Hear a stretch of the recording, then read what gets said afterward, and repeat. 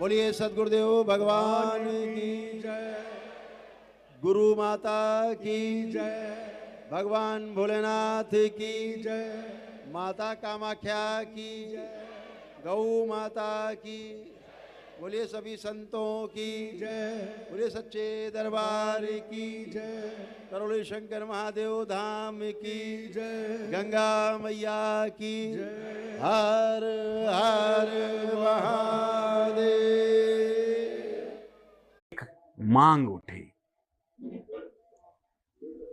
संत समाज तो नहीं, कथा वाचकों के माध्यम से कुछ महत्वाकांक्षी विचार उन्होंने प्रस्तुत किया कि सनातन बोर्ड का गठन हो।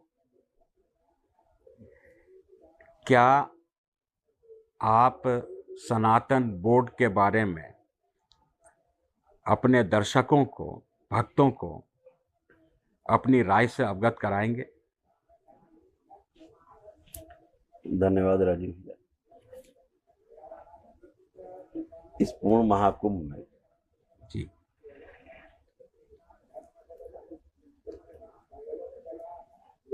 जो एक व्यवस्था के तहत विशेष तिथियों पर मनाया जा रहा है,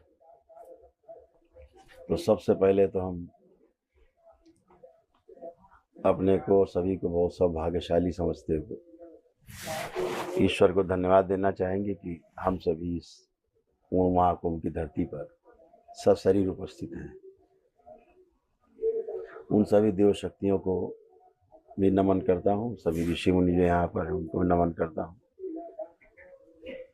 जो इस धर्म की ध्वजा को लेकर चल रहे हैं, व्यवस्था को समझने की कोशिश कर रहे हैं, लोगों को समझाने की कोशिश कर रहे हैं,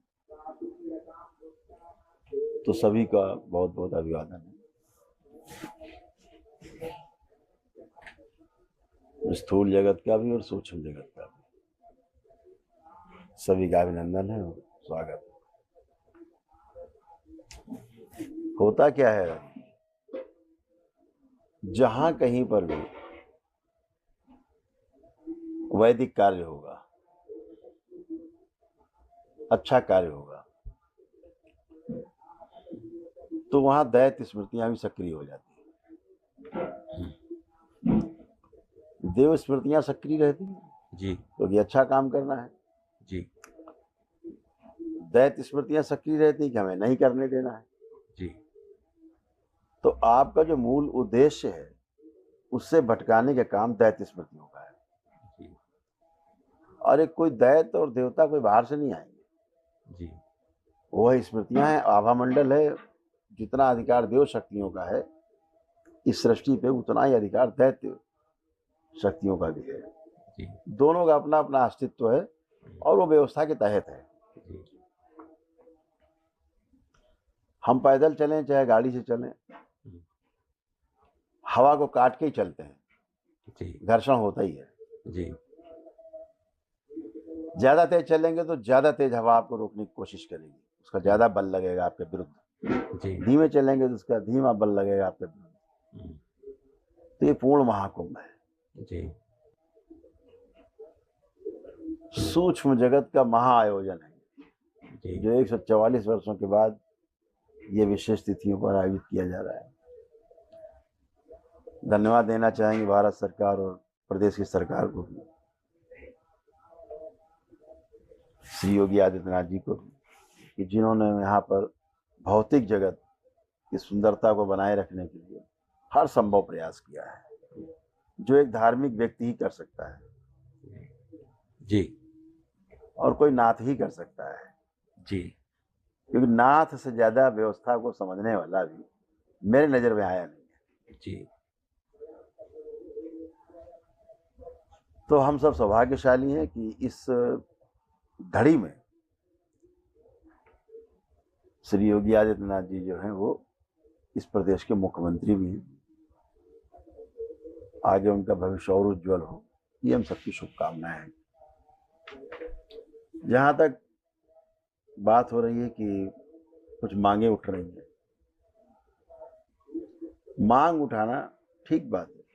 ये इस भौतिक जगत में जिंदा रहने के लिए तमाम मांगे उठती हैं और उठनी चाहिए,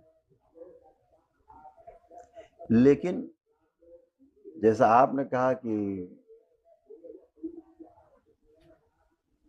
सनातन बोर्ड की मांग उठ रही है, तो मुझे ये कहने का अधिकार है और सभी को समझने का अधिकार भी है कि इस पृथ्वी पर हमारी आइडियोलॉजी है, हमारी हिंदू संस्कृति की, हमारे सनातन की, ये कण कण में भगवान है।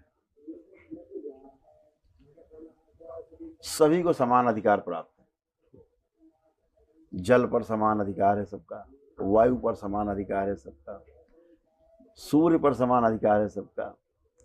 तो सारे अधिकार समान है। कोई बांट करके प्रकृति नहीं देती कि हम आपको इस जाति में पैदा हुए हैं, इस समुदाय से हैं, इस संप्रदाय से हैं, इस मजहब से हैं, तो आपको हम इतनी ही धूप देंगे, इतना ही पानी देंगे, इतनी ही हवा देंगे। ऐसा कुछ भी नहीं है। तो मुझे लगता है जो सृष्टि का कानून है वो भौतिक जगत में भी लागू होता है। इस देश में एक विडंबना रही है कि सबसे ज्यादा अगर राजनीतिक लोगों ने जो खाइयां पैदा की वो तमाम समुदायों के बीच में की, वोट बैंक के लिए, और अपनी सरकार बनाने के लिए उन्होंने तमाम इस तरह के कानून बना करके उनको अपने पक्ष में करने की कोशिश की कि हम आपके ही साथ हैं। तमाम गलत कानून बने इस देश में। यहाँ तक इस देश में उनको कहा जाए कि बताने की कोशिश की गई कि हम आपके लिए देश के कानून में भी परिवर्तन कर सकते हैं, और शाहबानो केस में उन्होंने ये करके भी दिखाया, तुष्टीकरण जी। तत्कालीन जो सरकार थी उसमें। उसी के तहत वक्फ बोर्ड है। जब समान अधिकार है तो समान अधिकार है, चाहे स्त्री हो, चाहे पुरुष हो, बच्चा हो, चाहे बूढ़ा हो, गरीब हो, चाहे अमीर हो, और चाहे वो पद छोटा हो, चाहे बड़ा हो। समान अधिकार का मतलब हमारा नागरिक अधिकार है वो समान होने चाहिए, उनमें विशेषाधिकार नहीं होने चाहिए। विशेषाधिकार किसी को प्राप्त नहीं सृष्टि में, कोई विशेष नहीं इस पूरी सृष्टि में जी। सब एक दूसरे का शेष है, विशेष कोई नहीं जी। तो जो विशेषता पाने वाली जो चीज है और विशेष अपने को साबित करने वाली चीज है, ये अप्राकृतिक है। इसकी शुरुआत हो गई वक्फ बोर्ड की भारत के अंदर भारतीय संविधान के तहत वर्ष 1954 से जी। कोई एक्ट बन गया। आगे चल के उसके और अधिकार दिए गए, पंडित नेहरू की सरकार में 1964 में दिए गए, और आगे चल करके फिर और सरकारें आई, उनमें उनको अधिकार दिए गए 1995 में जी। और अधिकार दिए गए 2013 में जी। ऐसा करके तुष्टीकरण की नीति विशेष पार्टियों द्वारा अपनाई गई जी। कि वह उनका वोट बैंक है। सोच ही गलत है जी। मुस्लिम भाइयों का इस वक्फ बोर्ड से कोई लेना देना नहीं, उन्हें कोई लाभ नहीं मिलता। इस मुस्लिम वक्फ बोर्ड का सुन्नी जो शिया बोर्ड भी गठित हुए इसी में, इसका अधिकार विशेष लोग और सत्ता के जो नजदीक रहने वाले लोग हैं उनको ही प्राप्त होता है जी। और तमाम कानूनों की पेचीदगियों में तमाम संपत्तियों को फंसा करके अवैधानिक रूप से उनसे धन उगाही करके और फिर अपने को और मोटा बनाते हैं वो लोग जी। इससे मुस्लिम भाई का कोई इससे हित नहीं सिद्ध हो रहा है कि कोई बहुत बड़ा हित बन जा रहा है, नहीं तो उनका अब तक बहुत कायाकल्प हो चुका होता जी। शिक्षा का स्तर बहुत ऊंचा जा चुका होता, उधर ध्यान नहीं उनका। जी। चंद बैठे मुट्ठी भर लोग जो जागीरदारी अपनी समझते हैं कि मेरी संपत्ति है, वो इसका लाभ उठाते हैं। और वही लोग इस प्रकार के धन को जो अवैध रूप से अर्जित करते हैं, भारत के विरुद्ध जितनी राष्ट्र विरोधी शक्तियां हैं, राष्ट्रद्रोही शक्तियां हैं, उनको धन से वो भरते हैं, परिपूर्ण करते हैं, मजबूत करते हैं, और भारत के विरुद्ध ही इस धन का दुरुपयोग होता है। तो मेरे अनुसार तो सबको समानता मिलनी चाहिए, जी। कोई भी व्यक्ति हो, जी। मनुष्य के रूप में कोई व्यक्ति हो, उसको स्वास्थ्य में, शिक्षा के क्षेत्र में और न्याय के क्षेत्र में बराबरी का हक देना चाहिए। जी बिल्कुल। जीने का अधिकार सबका एक समान होना चाहिए, जिंदा रहने का अधिकार भी सबको एक समान होना चाहिए। बिल्कुल। तो मेरे अनुसार तो जो ये वक्फ बोर्ड बना हुआ है, इसकी कोई आवश्यकता कभी थी नहीं। जी। ये राजनीतिक रूप से वोट बैंक की एक राजनीति थी, जिसके तहत इसका गठन हुआ। संपत्तियां आई कहां से? जी। मूल रूप से हम इस भारत के वासी हैं। जी। हजारों वर्ष पुराना हमारा इतिहास है। जी। किताबों की बात की जाए तो हम कम से कम 5,500 साल का तो इतिहास है ही। जी। उसे कोई नकार नहीं सकता है। बिल्कुल। हिंदू संस्कृति का, सनातन धर्म का मानने वाले लोगों का। तो ये लोग तो भी 1400 वर्ष पहले ही आए। जी। संपत्तियां इनकी कहां से आ गई? जी। ऐसा कुछ है नहीं।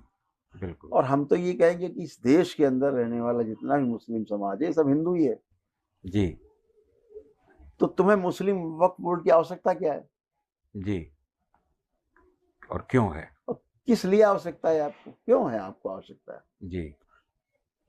आपके धार्मिक जो अधिकार हैं वो आपको स्वतंत्रता है उसमें। जी। जो हमारे धार्मिक अधिकार हैं उनमें हमें स्वतंत्रता है। बिल्कुल। आप श्रम करते हो, हम श्रम करते हैं, तो दोनों को समान रूप से रहने का अधिकार है। तो मेरे अनुसार तो पहली बात, इस वक्फ बोर्ड की तो आवश्यकता इस देश में है ही नहीं। जी। दूसरे और अन्य शब्दों में कहें, प्रमाण के रूप में, जी। इस भारत की सरकार का जो दृढ़ संकल्प है, मौजूदा सरकार का, बहुत मजबूत है। जी। तमाम अनावश्यक कानूनों को रद्द किया उन्होंने। जी। जम्मू कश्मीर 370 उदाहरण है। जी। बहुत दृढ़ता के साथ, दृढ़ संकल्प के साथ इन कानूनों को रद्द कर दिया गया। जी। जिन्हें स्वप्न में भी नहीं व्यक्ति सोचता था कभी ये रद्द होंगे। एक संवैधानिक दायरे में चीजों को लाया गया। इतना जरूर हुआ कि वो संवैधानिक दायरे में ला करके उसमें गति दी गई। जी। जो सुस्त चाल चलता था कि 6 महीने बाद तारीख पड़ रही है, 4 महीने बाद तारीख पड़ रही है, उस तारीख को उन्होंने 6-6, 4-4 दिन में कर दिया। जी। यानी न्याय अगर पाने में देरी हो जाए तो वो भी अन्याय है। बिल्कुल। बिल्कुल। हमारे पूरे भारत का जनमानस 500 वर्षों से ज्यादा समय से इंतजार कर रहा था कि कब हमें भगवान श्री राम के मंदिर बनेगा, कब भगवान श्री राम रामलला उस मंदिर में प्रतिष्ठित होंगे और कब हम दर्शन करेंगे। जी। तो एक प्रकार का अन्याय हुआ ना। बिल्कुल। इस देश के हर शासक ने अन्याय किया है जी हिंदू समाज के प्रति, क्योंकि हम सहिष्णु हैं। बिल्कुल। अपनी बात को हम ठीक से रख नहीं पाते हैं। इनकी तरह गाली गलौज नहीं कर पाते, इनकी तरह तलवार नहीं चलाते हैं, भाला नहीं चलाते हैं, इनकी तरह खूनी क्रांति नहीं लाते हैं। जी। तो इस देश की मजबूत सरकार, दृढ़ इच्छा संकल्प करके बैठे हुए लोग अगर धारा 370 को समाप्त कर सकते हैं, धारा 35 को समाप्त कर सकते हैं, तमाम बड़े बड़े कानून ला करके अभी चल रहा है पूरा पूर्वोत्तर में जी जो आइडेंटिटी का जी इशू बना हुआ है, ऐसे ही तमाम कानून ला करके इन कुरीतियों को खत्म किया गया है। जी। तो मुझे भी ऐसा लगता है, मेरा ऐसा आग्रह है कि सरकार को इस दिशा में सोचना चाहिए कि यह जो मुस्लिम वक्फ बोर्ड हैं ये भंग कर देने चाहिए, यह भंग कर देना चाहिए, समाप्त कर देना चाहिए। इनके सारे अधिकार पहले फ्रीज कर दें, उसके बाद संसद में बहस करा करके जी संवैधानिक रूप से इसको समाप्त कर देना चाहिए, एक्ट ही समाप्त कर देना चाहिए। जी और जितनी संपत्तियां हैं वो सब भारत सरकार के अधीन कर देनी चाहिए। जी ये भारत सरकार की संपत्ति है, ऐसा घोषित कर देना चाहिए। जी 8, 10, 12 लाख करोड़ की संपत्तियां, जी जिन्हें कुछ लोग अपना बताते हैं, जी भारत की संपत्ति है। ये संपत्ति आपकी नहीं है। जी ये हर संपत्ति पर, प्रत्येक संपत्ति पर, जी प्रत्येक व्यक्ति का अधिकार है। जी हम इस्तेमाल कर रहे हैं, मेरा विशेषाधिकार है उस जगह कि मैंने खरीदा, मैंने श्रम से बनाया, लेकिन अधिकार सबका है। अगर कोई आदमी बाहर भीग रहा होगा पानी में जी तो उसको अंदर कर लेते, आ जाओ भैया, तुम भी अंदर आ जाओ छत के नीचे, जी तो हम उसको अधिकार देते हैं। जी बिल्कुल। तो हमारे देश में परंपरा रही है हम्म, कि भूखे को भोजन कराना, प्यासे को पानी पिलाना, हम्म, जिसके पास रहने को नहीं उनको अपने से काट के स्थान देना, जी हाँ, हर तरह से मदद करना अपने साथ के लोग, और ये मानव धर्म है। जी व्यक्ति के पास है तो करना ही चाहता है, वो किसी जी भी धर्म का हो व्यक्ति, वो जी करना चाहता है, ओवरफ्लो होता करता है। जी तो इसी तरह से हम चाहते हैं कि जो मुस्लिम वक्फ बोर्ड है वो भंग होना चाहिए, जी जिसकी इस देश को कतई भी आवश्यकता नहीं। ये विशेषाधिकार समाप्त होना चाहिए।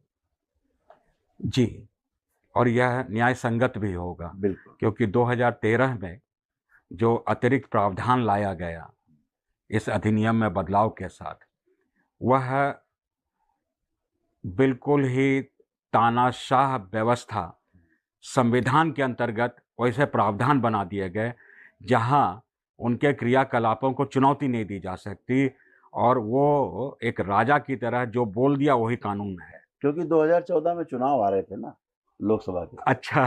तो 2013 में करके उन्होंने फिर वही बात, वही है उनका राजनीतिक एजेंडा, जी जिसके कारण ये लोग अनावश्यक रूप से जी इन्होंने जमीनों पे कब्जे को और मजबूती प्रदान कर दी। जी तो दूसरा आपका प्रश्न था सनातन बोर्ड से संबंधित। जी मेरे अनुसार तो जैसे हम ये कह रहे हैं कि मुस्लिम वक्फ बोर्ड नहीं होना चाहिए, हम्म, ऐसे ही सनातन बोर्ड भी नहीं होना चाहिए। सनातन बोर्ड भी नहीं होना चाहिए। नहीं होना चाहिए, बिल्कुल नहीं होना चाहिए। क्योंकि जब हम समान अधिकार की बात कर रहे हैं, जी देश हमारा है, हमारा देश पूरा हमारा देश है। जी हम केवल मंदिर की और धार्मिक स्थानों की बात क्यों करें? बिल्कुल। हम पूरे देश की बात करते हैं, पूरे हिंदुस्तान की बात करते हैं, पूरा देश हमारा है जी और सभी का, प्रत्येक नागरिक का है। जी तो जहाँ उनका विशेषाधिकार नहीं, वहाँ हमारा विशेषाधिकार भी नहीं नहीं है। तो किसी को कोई एक दूसरे से शिकायत भी नहीं होगी, चिढ़ भी नहीं होगी। जी मुद्दा यहाँ है। तो इस सनातन बोर्ड की जो मांग है, मेरे अनुसार उचित नहीं है। गुरुदेव, कुछ कथावाचक इस विषय को लेकर के बहुत ही उद्वेलित होकर काफ़ी ही उत्तेजक रूप से सबको, समस्त हिंदुओं से अपील कर रहे हैं कि वो संगठित हो जाएं और संगठित होकर के सनातन बोर्ड का समर्थन करें, सनातन बोर्ड के गठन का समर्थन करें। इसको आप किस रूप से देखते हैं? हाँ, ठीक है ना, अगर वो ऐसा करना चाहते हैं तो अधिकार प्राप्त है मांगने का, हम उसमें, हमारी आपत्ति नहीं है। लेकिन उसके लिए ठीक है, सारे जो उनके कथावाचक लोग हैं, जी संगी साथी हैं, वो बैठ करके इसकी मांग करें। हम्म, इन्हें आंदोलन चलाना चाहिए। तो जो कथावाचक लोग हैं, आचार्य हैं, जो कथा सुना रहे हैं, देश के माहौल को धार्मिक माहौल बनाते रहते हैं अपनी कथाओं से, तो उनको ही नेतृत्व करके करेंगे ना। अर्थात आपका कहना है कि समस्त कथावाचक एक मंच पर संगठित हो जाएं। बिल्कुल होना चाहिए उन्हें, और किससे मांग करेंगे? अगर हम मांग करेंगे तो अपने जो साधक हैं हमसे जुड़े हुए, जी हम उन्हीं के साथ तो अपनी बात करेंगे जी कि हम रिक्शा वाला समुदाय, कि टैक्सी वाला समुदाय, कि वो आदिवासी समुदाय, कि वो शंकराचार्य जी का समुदाय या विशेष अखाड़े का समुदाय हमारे पीछे है, इसका क्या आग्रह है? तो इसका अर्थ तो यह हुआ गुरुदेव कि यही मांग समस्त संत समाज के सामने भी उठनी चाहिए कि आप एकत्रित होइए। संत समाज कहीं मांग ही नहीं रहा है इसको, हमें तो नहीं मिला। हम तो अभी एक बड़ा अखाड़ा है देश का, जी उसमें अभी हम सम्मेलन में गए थे, जी तो वहाँ तो बिल्कुल खारिज कर दिया, उनका सनातन बोर्ड से मतलब नहीं है। यही मांग वहां भी उठी कि वक्फ बोर्ड को भंग करना चाहिए। जी। और फिर ये बात संतों की बात संतों की तरफ से आनी चाहिए। जी। जो हमारे बिल्कुल। महापुरुष हैं, जो हमारे शंकराचार्य हैं, हमारे जो अखाड़ा परिषद के लोग हैं, अखाड़े के लोग हैं, जी। सन्यासी हैं, जी। उनकी तरफ से आनी चाहिए तो शोभा उसकी बनेगी। जी। कथावाचकों की मांग कथावाचकों की तरफ से जानी चाहिए। जी। ये समझ में आएगा कि पहले ये तो देखिए कि कथावाचक कितने आपके साथ हैं। बिल्कुल। अगर संत समाज के साथ संत ही नहीं होंगे जी। तो उस मांग का क्या औचित्य है? बिल्कुल। अगर कथावाचक कोई मांग कर रहा है, उसके साथ कथावाचक ही नहीं है, जी। उसकी मांग का क्या औचित्य? जी।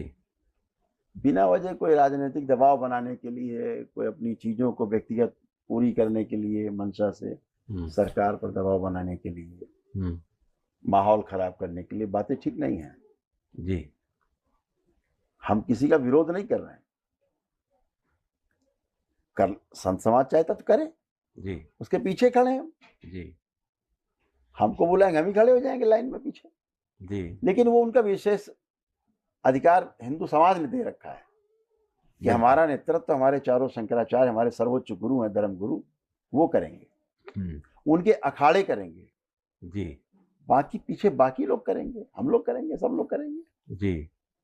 लेकिन अगर हम आगे खड़े होकर के और पीछे हमारे शंकराचार्य खड़े हों, मेरे पीछे सब धर्माचार्य खड़े हों, मेरे पीछे सारे अखाड़ा परिषद के लोग खड़े हों, अखाड़े सारे खड़े हों, सारे नागा खड़े हों, ये अनुचित है। ये दुराग्रह है।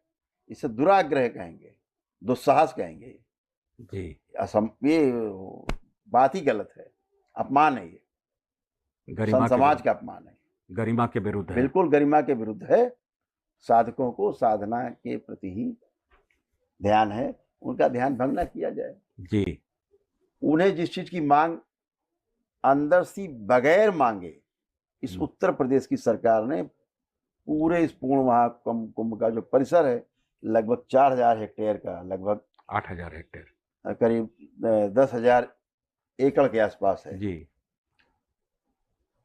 इस पूर्ण महाकुंभ का आयोजन है। जी। एक रत्ती भर भी समस्या नहीं है। ये तो जी। बगैर आपके मांगे किया है, जी। आपके मांगने पर नहीं किया है सरकार ने। जी। तो निश्चित रूप से जो स्वच्छता का वातावरण है, अभय का वातावरण है, अद्वितीय है। जी। अभय है। जी। कहीं जरा सी आग लग जाए, कोई दुर्घटना हो जाए, तुरंत क्षण में पहुंचते हैं लोग, क्षण में काबू पा लेते हैं। दुर्घटनाएं तो होंगी, जी। जहां करोड़ों लोग हैं, आप सोचे आग ना लगे, करोड़ों लोग हैं, आप सोचे कि चोरी ना हो, करोड़ों लोग हैं, हर तरह के लोग बताए ना, देव जी। स्मृति के साथ दैत्य स्मृतियां भी आती हैं, जी। वो अपना काम करेंगी, लेकिन उनसे बच लिया जाए, ये हमारी सफलता है। तो प्रदेश की सरकार ने जो आयोजन हमारे लिए किए, व्यवस्था की, जल की व्यवस्था, पेयजल की व्यवस्था, नहाने की स्वच्छ जल की व्यवस्था, हमारे रहने की व्यवस्था, स्वच्छ वातावरण, सफाई, स्वच्छता, शौच की व्यवस्था, कहीं कोई पूरे महाकुंभ में, पहले हम भी आते थे ना, तमाम पहले कार्यक्रम, मल पड़ा होता था मैदानों में, बदबू उठती थी। जी। बदबू, नाक दबा के जाते थे लोग। बिल्कुल। कहीं कोई इतना नहीं है। तो ये आपके मांगने से नहीं मिला है ना, अगर मांगे, सरकार उसकी सोच है, उसमें बैठे लोगों की सोच है, जी, प्रदेश के मुखिया की सोच है कि जैसा मैं, मेरा अखाड़ा होता तो मैं क्या चाहता, ये चाहता, तो वही कर दिया सबके लिए। बिल्कुल। तो ऐसा नहीं कि उनकी सोच नहीं है, हम यहाँ बैठ करके केवल बातें कर रहे हैं। तो ये सोच भारत सरकार में नहीं है या प्रदेश सरकार में नहीं है, इस वक्फ बोर्ड को लेकर के, सनातन बोर्ड आपकी मांग को लेकर के नहीं है, आपके उनके दिमाग में ऐसा नहीं है। उनके पास पूरा तंत्र है जी। उनके पास पूरा एक प्रकार का इंटरनल, एक प्रकार का जनमत का जो भाव है वो है उनके पास। ये क्या चाहता है, हमें राम मंदिर की आवश्यकता थी, संवैधानिक दायरे में ला करके इसी देश की सरकार ने तो किया, बिल्कुल, इसी प्रदेश सरकार के मुखिया ने तो किया कि चू नहीं हुआ जी। और सब कुछ संविधान के दायरे में बड़े प्रेम पूर्वक, बड़े मैत्री भाव में रह करके और सब कुछ हो गया। आज राम मंदिर, रामलला के लोग दर्शन कर रहे हैं। जी। जी। तो हमारी जो भाव थे जनमानस के, उन पूरा तो किया है ना जी। लेकिन सरकार का काम वक्फ बोर्ड जैसा, गुंडों जैसा नहीं है। जी। बोल दिया कि वक्फ बोर्ड हमारा जो है पूर्ण महाकुंभ में हमारी जगह है, हम्म, 40-50 एकड़ कुछ बोले हमारी जगह है, बोल दिया, हवाबाजी कर दी, एक सनसनी पैदा कर दी, जी माहौल खराब करने की कोशिश की गई। सरकार का काम ऐसा नहीं होता ना। जी सरकार का काम तो एक संवैधानिक दायरे में होगा। जी देर हो सकती है लेकिन अंधेर नहीं होगी, मुझे ऐसा बिल्कुल। लगता है। बोलिए सदगुरुदेव भगवान की जय, गुरु माता की जय, भगवान भोलेनाथ की जय, माता कामाख्या की जय, गौ माता की। बोलिए सभी संतों की जय, बोलिए सच्चे दरबार की जय, करोली शंकर महादेव धाम की जय, गंगा मैया की जय, हर हर महादेव।